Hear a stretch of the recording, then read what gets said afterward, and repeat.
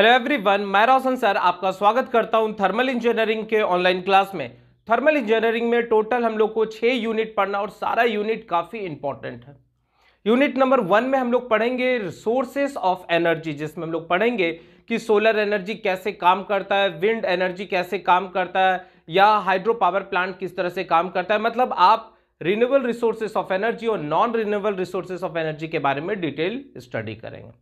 पर हम लोग क्या कर रहे हैं, यूनिट 2 से अपने सिलेबस को स्टार्ट कर रहे हैं और यूनिट 1 का जो लेक्चर है वो वीक में आपको 2 दिन देते जाएंगे। ठीक है, मतलब हम लोग एक साथ यूनिट 1 और यूनिट 2 दोनों पढ़ाई करेंगे, क्योंकि यूनिट 1 में पूरा का पूरा थ्योरेटिकल सेक्शन है और अपना जो थर्मल इंजीनियरिंग है वो मेनली स्टार्ट होता है यूनिट 2 से। तो हम लोग यूनिट 2 को आज स्टार्ट करेंगे, जिसमें हम लोग पढ़ेंगे फंडामेंटल ऑफ थर्मोडायनेमिक। काफी इंपॉर्टेंट है, क्योंकि देखिए पूरे थर्मल इंजीनियरिंग का सबसे जो इंपॉर्टेंट यूनिट है वो यूनिट नंबर 2 है। अगर ये आपका अच्छा हो जाएगा तो समझिए कि आपका पूरा का पूरा थर्मल इंजीनियरिंग का जो रिमेनिंग यूनिट है उसमें आपको काफी मदद मिलेगा। तो यूनिट 2 में सबसे पहला हम लोग पढ़ेंगे कि किसको थर्मोडायनेमिक कहते हैं या थर्मल इंजीनियरिंग होता क्या है।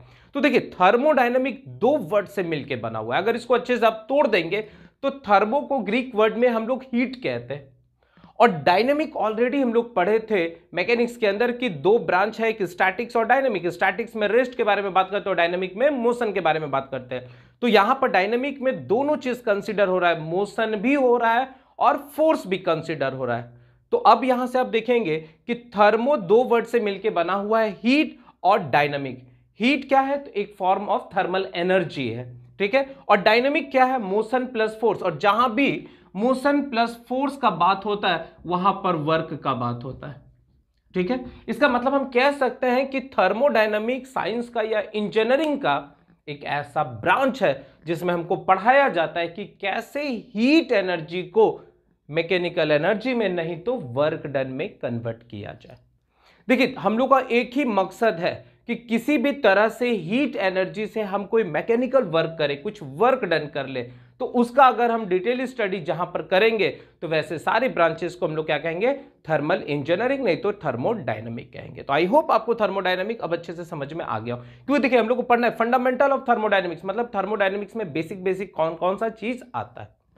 क्लियर है। अब इसको डिफिनेशन से पढ़ते हैं। क्या कह रहा है, it is the branch of engineering नहीं तो science in which we study about the conversion, मतलब चेंज होना, conversion of heat energy into the mechanical energy, और मैकेनिकल एनर्जी को ही यहां पर वर्क या पावर के रूप में कंसीडर किया जा रहा है। क्लियर एकदम हो गया कि थर्मोडायनेमिक इंजीनियरिंग का एक ऐसा ब्रांच है जिसमें हमको पढ़ाया जाता है कि कैसे हीट एनर्जी को मैकेनिकल एनर्जी में कन्वर्ट कर दे। जैसे एग्जांपल के तौर पर अगर आपको बताएं तो आप कोई भी हीट इंजन ले लीजिए, जिसको हम लोग आईसी इंजन कहते हैं, internal combustion engine. Heat engine भी 2 तरह का होता है, एक इंटरनल कंबशन इंजन और दूसरा external combustion engine. Heat engine होता क्या है, तो हीट इंजन एक ऐसा डिवाइस है जो हीट एनर्जी को मैकेनिकल एनर्जी में कन्वर्ट कर रहा है। क्लियर एकदम हो रहा है। अब ये जो हीट इंजन है वो 2 तरीका का हो गया, एक आईसी इंजन है इंटरनल कंबशन इंजन और दूसरा एक्सटर्नल कंबशन इंजन। जैसे एग्जांपल के तौर पर, चूंकि ये सब्जेक्ट है वहां से आपको दिख रहा है कि कैसे कोई 4 व्हीलर जो है वह पेट्रोल के पास केमिकल एनर्जी है, फिर वो केमिकल एनर्जी इंजन के अंदर गया, वहां पर कंबशन टेक्स प्लेस किया, इसका मतलब हीट एनर्जी में कन्वर्ट हुआ, और उस हीट एनर्जी के कारण क्या होता है, लार्ज अमाउंट में पावर डेवलप होता है, फोर्स डेवलप होता है, और उसके कारण जो है वो पिस्टन सिलेंडर को रेसिप्रोकेट करता है, और उसके रेसिप्रोकेटिंग करने के कारण जो है गाड़ी जो है वर्क करता है। इसका मतलब है कि आप देख पा रहे होंगे कि किस तरह से हीट एनर्जी जो है वो मैकेनिकल एनर्जी में कन्वर्ट हो रहा है, और वो सारे चीज का पढ़ाई जिस सेक्शन में हम लोग करेंगे वही आपका क्या हो गया, थर्मोडायनामिक हो गया। क्लियर एकदम है। चलिए नेक्स्ट आ जाएंगे, थर्मोडायनामिक सिस्टम। बस करना क्या है, थर्मल इंजीनियरिंग के लिए एक स्पाइरल कॉपी ऑफ व्हाइट ले लेंगे और साथ में जैसे जैसे लेक्चर आते जाएगा फटाफट उसका नोट्स बनाते जाएंगे। सिलेबस ऑलरेडी आप पहले पेज में चिपकाए होंगे और फटाफट वहां से टिक भी मारते रहेंगे कि आपका कौन कौन सा टॉपिक निकलते जा रहा है, ठीक है। और एक काम और करना है, जैसे जैसे लेक्चर आएगा आप उसको अच्छे से कॉपी में नोट करेंगे और उस तरह से याद करते जाएंगे, ठीक है। बाकी बात आप बुक भी साथ में पढ़ेंगे, अगर वहां से कुछ इंपॉर्टेंट पॉइंट निकलेगा तो उसको अपने कॉपी में नोट डाउन करेंगे। तो कह रहा है कि थर्मोडायनेमिक सिस्टम क्या होता है, तो सिस्टम हमेशा याद रखना है कॉम्बिनेशन का बात करता है। अभी आपको दिमाग में बैठ गया कि थर्मोडायनेमिक किसको कह रहे हैं, मतलब हीट एनर्जी किस तरह से मैकेनिकल एनर्जी में कन्वर्ट हो रहा है, उसका जहां पढ़ाई कर रहे हैं वो थर्मोडायनेमिक के अंदर आ जाएगा। थर्मोडायनेमिक सिस्टम क्या होता है, तो थर्मोडायनेमिक सिस्टम एक ऐसा जगह होता है, एक ऐसा एरिया होता है जहां पर सारा का सारा थर्मोडायनेमिक प्रोसेस टेक्स प्लेस करता है। जैसे मान लीजिए अगर हम अपने बाइक का एग्जांपल लें, तो मेरे बाइक में जो इंजन है, ये इस तरह से आपको बाहर में इस तरह से दिखेगा इंजन, ये इंजन पार्ट है। तो इसमें फ्यूल आया, इसके अंदर ही कंबसन टेक्स प्लेस किया अलग अलग प्रोसेस से, उसके बाद उसमें एनर्जी डेवलप हुआ, पावर डेवलप हुआ, और उसके कारण जो है पिस्टन रेसिप्रोकेट किया, और फिर क्या हुआ, जो प्रोडक्ट गैसेस है वो बाहर चला गया। इसका मतलब कि ये एक ऐसा जगह है जहां पर सारा का सारा थर्मोडायनामिक प्रोसेस टेक्स प्लेस करता है। तो एकदम याद रखना है कि थर्मोडायनामिक सिस्टम क्या है, तो थर्मोडायनामिक सिस्टम एक ऐसा जगह है जहां पर सारा का सारा थर्मोडायनामिक प्रोसेस या थर्मल, हम लोग थर्मोडायनामिक एनालिसिस करते हैं कि किस तरह से हीट आ रहा है, वहां पर किस तरह से प्रेशर डेवलप हो रहा है, वहां पर टेम्परेचर किस तरह से डेवलप हो रहा है, उसका मॉलिक्यूल्स का काइनेटिक एनर्जी किस तरह से चेंजिंग हो रहा है, उसका इंटरनल एनर्जी किस तरह से चेंज हो रहा है, इंथैल्पी किस तरह, ये सब चीज का पढ़ाई जिस जगह पर हम लोग करते हैं उसको हम लोग क्या कहेंगे, थर्मोडायनामिक सिस्टम कहेंगे। तो क्या कह रहा है, इट इज द रीजन और एरिया अराउंड द स्पेस, इस स्पेस में ये एक ऐसा जगह है जहां पर सारा का सारा थर्मोडायनामिक प्रोसेस टेक्स प्लेस कर रहा है। देखिए, इट इज द रीजन और area around the space where all the thermodynamic process are takes place, ठीक है। और नहीं तो थर्मोडायनामिक एनालिसिस इज डन, जहां पर हम लोग इसके पूरे मॉलिक्यूलर्स का किस तरह से अरेंजमेंट हो रहा है, मॉलिक्यूलर का किस तरह से रिएक्शन हो रहा है, किस तरह से उसके एनर्जी में चेंजिंग आ रहा है, ये सब का पढ़ाई जहां हम करेंगे उसको हम लोग क्या कहेंगे, थर्मोडायनामिक सिस्टम कहेंगे। क्लियर एकदम हो गया। अब देखिए, ये एक अपने मन से एक रीजन बनाए है, एक जगह बनाए, इसका मतलब सारा का सारा जो थर्मोडायनामिक प्रोसेस होगा यहां पर होगा, जैसे इंजन में इस जगह पर होगा, तो उसी तरह अपने मन से एक इमेजिनरी एरिया को कवर कर लिए, यही एरिया जो है सिस्टम को बता रहा है, और सिस्टम को बाहर से बांटने के लिए एक इमेजिनरी लाइन ड्रॉ कर दिए। ऐसे इमेजिनरी लाइन को हम लोग बाउंड्री कह रहे हैं। मतलब सिस्टम को और सराउंडिंग को बांटने के लिए जो इमेजिनरी या रियल कोई सिस्टम या स्पेस बनाया जाए या बाउंड्री बनाया जाए, वही आपका यहां पर बाउंड्री को रिप्रेजेंट कर रहा है। तो हम कह सकते हैं कि सिस्टम क्या हो गया, तो एक ऐसा जगह जहां पर सारा का सारा थर्मोडायनेमिक प्रोसेस टेक प्लेस करेगा। बाउंड्री क्या है, तो बाउंड्री एक रियल या इमेजिनरी लाइन है जो क्या कर रहा है, सिस्टम और सराउंडिंग को सेपरेट कर रहा है। सराउंडिंग क्या हो गया कि सिस्टम से बाहर जो चीज है वो सारा का सारा सराउंडिंग है। तो क्या कर रहा है, सराउंडिंग का मतलब हो गया everything apart from the system, मतलब सिस्टम से जो भी चीज बाहर है इज कॉल्ड सराउंडिंग। क्लियर हो गया। जैसे मान लीजिए आप क्लासरूम में हैं, तो क्लासरूम आपका क्या हो गया, सिस्टम हो गया, क्योंकि पढ़ाई वहीं पर हो रहा है, और सिस्टम बहुत सारे कंबिनेशन, मतलब वहां पर बहुत सारे स्टूडेंट हैं, टीचर है, ये सारे का कंबिनेशन है, वहां पर पढ़ाई हो रहा है, तो वो एक सिस्टम हो गया। अब क्लासरूम से बाहर जो भी चीज है वो क्या हो गया, सराउंडिंग हो गया, और क्लासरूम का जो बाउंड्री दिया हुआ है, जो दीवार दिया वो क्या हो गया, बाउंड्री हो गया।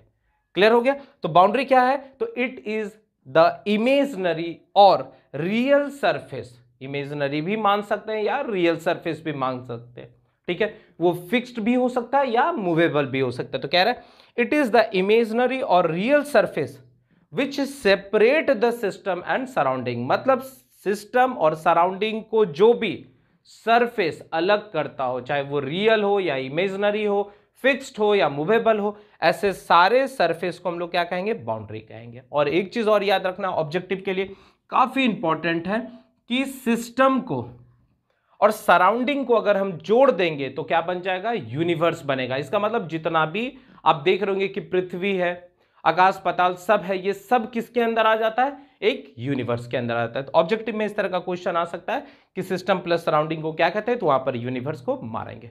तो जल्दी से फटाफट इसको अपने कॉपी में नोट डाउन करेंगे। और अब हम लोग पढ़ेंगे थर्मोडायनेमिक सिस्टम में कि टाइप्स ऑफ सिस्टम क्या होता है, काफी इंपॉर्टेंट है, ठीक है। चलिए, चलिए अब हम लोग नेक्स्ट आ जाते हैं टाइप्स ऑफ थर्मोडायनेमिक सिस्टम। तो याद रखना है कि 3 तरह का थर्मोडायनेमिक सिस्टम बेसिकली हम लोग पढ़ते हैं, जिसमें हम लोग ओपन सिस्टम का बात करेंगे, क्लोज सिस्टम का बात करेंगे और आइसोलेटेड सिस्टम का बात करेंगे। ओपन सिस्टम कहने का मतलब होता है एक ऐसा सिस्टम, तो सिस्टम अब समझ में आ गया कि एक ऐसा जगह जहां पर सारा का सारा थर्मोडायनेमिक प्रोसेस टेक्स प्लेस करता हो। तो ओपन सिस्टम का मतलब हो गया एक ऐसा सिस्टम जिसमें मास का और एनर्जी का दोनों का ट्रांसफर होता हो, सराउंडिंग से सिस्टम, नहीं तो सिस्टम से सराउंडिंग, ऐसे सारे सिस्टम को हम लोग ओपन सिस्टम कहेंगे। मतलब मोस्टली जो इंजीनियरिंग डिवाइसेस हम लोग अपने आसपास देखते हैं, मतलब 80 से 90% जो है वह ओपन सिस्टम पर ही काम करता है। ठीक है, तो चलिए हम लोग इसके फटाफट डिफिनेशन पार्ट्स को देखते हैं। तो क्या कह रहा है open system?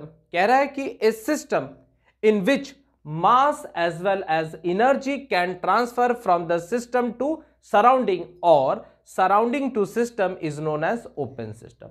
It is also known as flow process system. Underline कर लेंगे क्योंकि एग्जाम में यह आ सकता है कि ओपन सिस्टम का दूसरा नाम क्या है, तो फ्लो प्रोसेस सिस्टम है।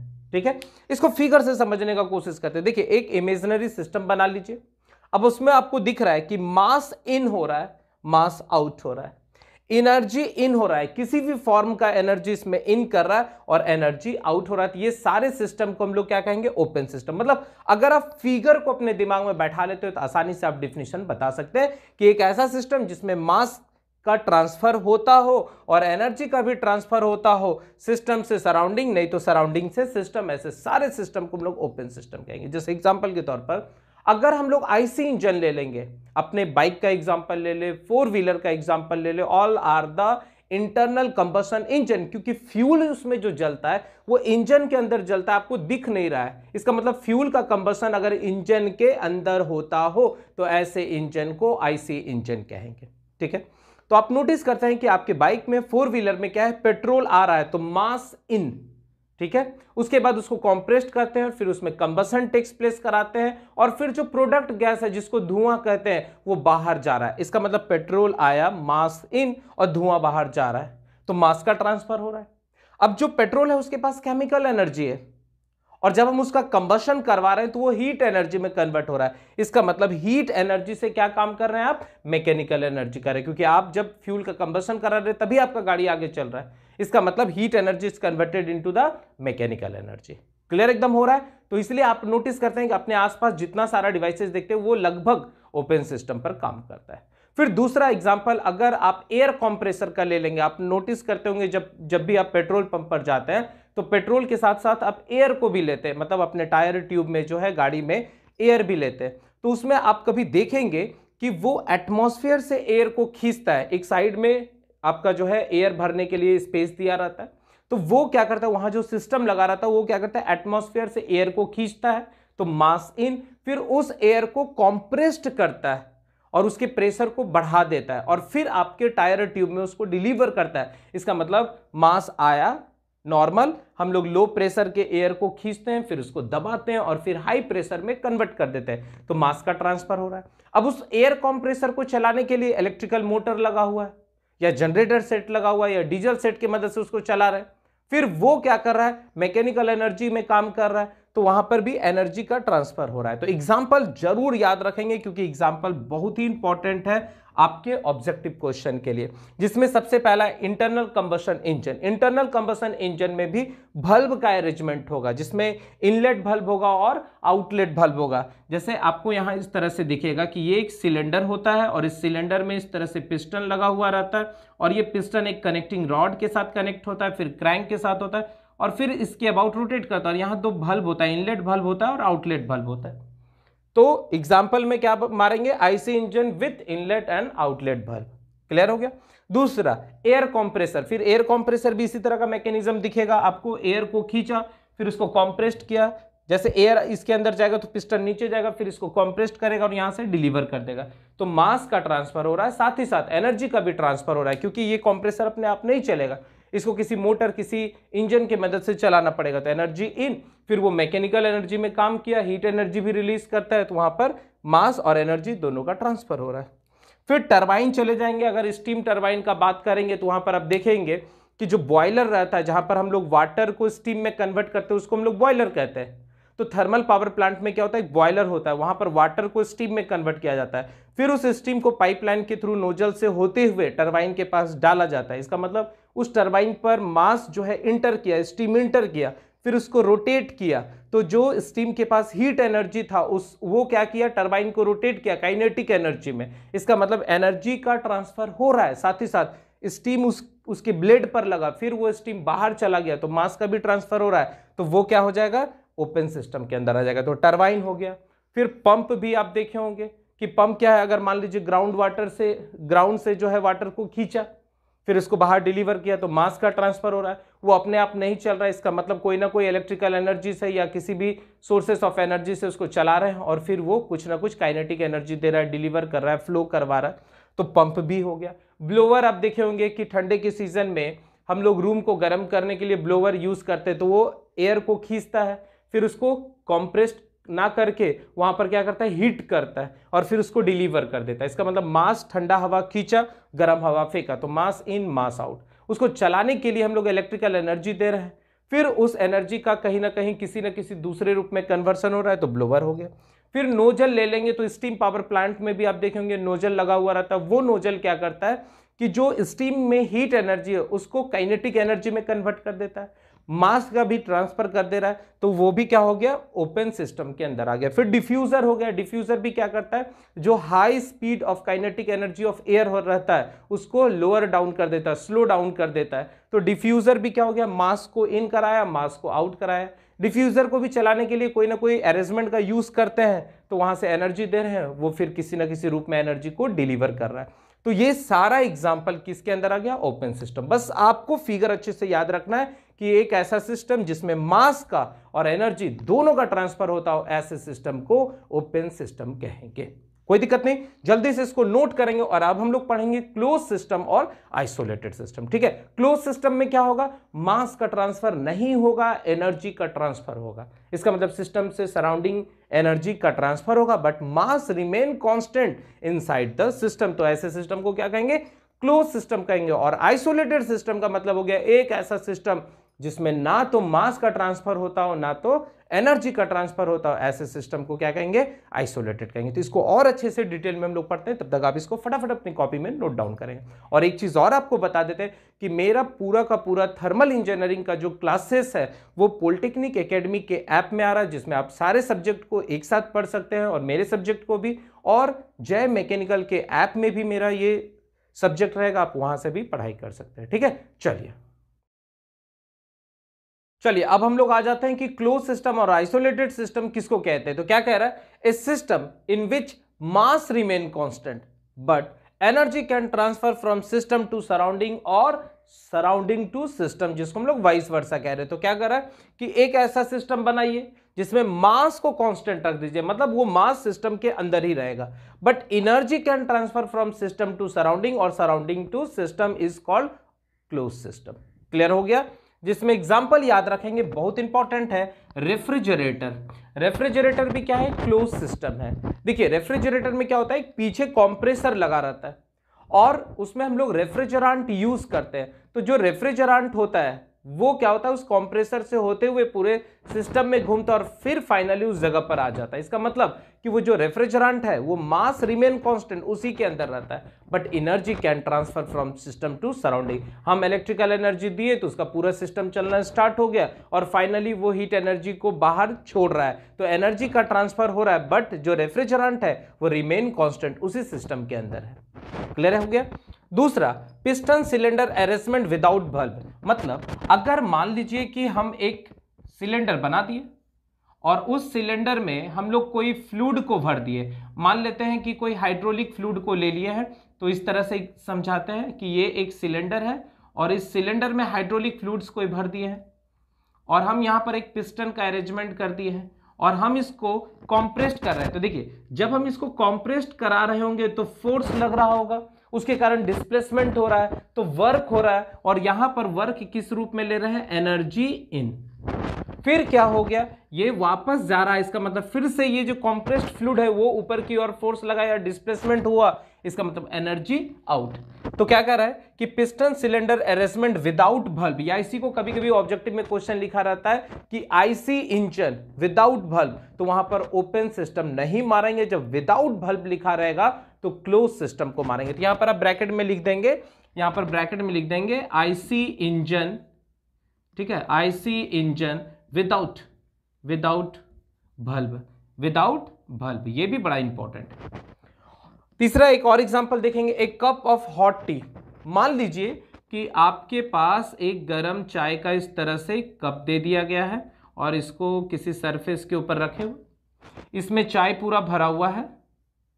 तो नोटिस करेंगे कि अगर ऐसे छोड़ देंगे तो इसका वेपर ऊपर जाएगा, पर हम लोग क्या किए, एक गर्म चाय लेके और इसके ऊपर एक प्लेट भी रख दिए। जैसे प्लेट हम रखे तो मास का ट्रांसफर बंद हो गया।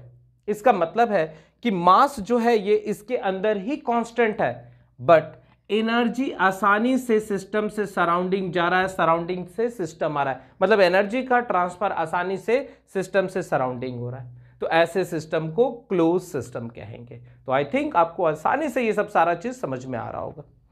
नेक्स्ट है आइसोलेटेड सिस्टम। आइसोलेटेड सिस्टम का मतलब होता है कि एक ऐसा सिस्टम जिसमें ना तो मास का ना तो एनर्जी का ट्रांसफर होता है, ऐसे सिस्टम को आइसोलेटेड सिस्टम कहते हैं। मतलब अब आप दुनिया का सारा मोह माया त्याग दिए हैं तो आप आइसोलेटेड हो गए। तो उसी तरह क्या कह रहा है, a system in which neither mass nor energy can transfer from system to surrounding और surrounding to system is called isolated system. Clear हो गया? बस क्या करना है, सिस्टम बनाना और इस तरह से हैचिंग कर देना जो आइसोलेशन दिखाएगा कि अंदर का चीज बाहर नहीं जाएगा, बाहर का चीज अंदर नहीं आएगा। तो ऐसे सिस्टम को क्या कहेंगे, आइसोलेटेड सिस्टम। क्लियर एकदम है? एग्जांपल में आ जाएंगे, थर्मोफ्लास्क। आप देखे होंगे थर्मोफ्लास्क में हम लोग मेनली क्या करते हैं, चाय या गर्म पानी या दूध रखते हैं। तो अगर अच्छे क्वालिटी का आप थर्मोफ्लास्क यूज करेंगे तो उसमें जितना आप मास रखेंगे, मतलब जितना आप दूध पानी गर्म चाय रखेंगे वो रिमेन कांस्टेंट रहेगा। और साथ ही साथ अगर मान लीजिए 10 बजे आप उसको पैक करते हैं तो शाम के 4 बजे भी उसी तरह का उसमें हीट रहेगा। मतलब बार बार अगर आप उसके कैप को नहीं खोलते हैं तो ना तो मास का ट्रांसफर होगा ना तो एनर्जी का ट्रांसफर होगा। तो ये भी किसके अंदर आ जाएगा, आइसोलेटेड सिस्टम के अंदर आ जाएगा। क्लियर है? दूसरा यूनिवर्स, ये पूरा का पूरा जो ब्रह्मांड है ये आपका क्या है, आइसोलेटेड सिस्टम। जैसे हम लोग पृथ्वी पर रहे, किसी दिन अगर हम लोग मरे तब हम लोग क्या करेंगे, यहां से चले जाएंगे, स्टार बन जाएंगे। तो ये जो स्टार है, ये जो अर्थ है, ये सारा चीज जो है एक ब्रह्मांड के अंदर ही आता है। इसका मतलब इसके बाहर ना भूत है ना भगवान है, कुछ भी नहीं है, सब इसके अंदर है। तो यूनिवर्स भी क्या हो गया, एक आइसोलेटेड सिस्टम को मानते हैं। तो ऑब्जेक्टिव क्या है, ये काफी इंपॉर्टेंट क्वेश्चन। फिर आप एक नॉर्मल आपको समझा रहा हूं। अब देखे होंगे कि जो फिश बेचता है, जो मछली बेचता है, तो आप नोटिस करते हैं बहुत सारा मछली जो है वो साउथ से आता है। तो उसको क्या करते हैं, आइस पैक के अंदर रखा जाता है। एक फिश के लिए स्पेशल कार्टून बनाया जाता है जो इंसुलेटर मटेरियल से रहता है, थर्मोकॉल से बना हुआ रहता है। तो मछली को खराब होने से बचाने के लिए हम लोग उसमें बर्फ डाल देते हैं। तो वो जो कंटेनर है उसमें क्या करते हैं, बर्फ डालें, फिर फिश डालें, फिर बर्फ, फिर फिश, और इस तरह से उसको पैक कर देते हैं, इंसुलेट कर देते हैं कि अंदर का जो मास है वो बाहर नहीं जाए, बाहर का चीज अंदर नहीं आए, हीट का ट्रांसफर बाहर नहीं हो, बाहर का हीट अंदर नहीं आए।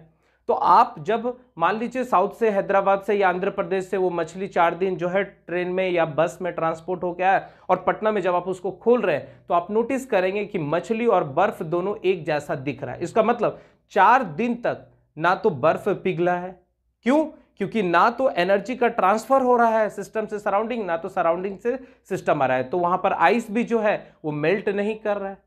तो वो क्या हो गया, एक बेस्ट, ये भी याद रखना, ये जो फिश पैक है वो अच्छे क्वालिटी का होना चाहिए, कहीं से ब्रेक नहीं करे, तभी ये आपको सिस्टम देखने को मिलेगा।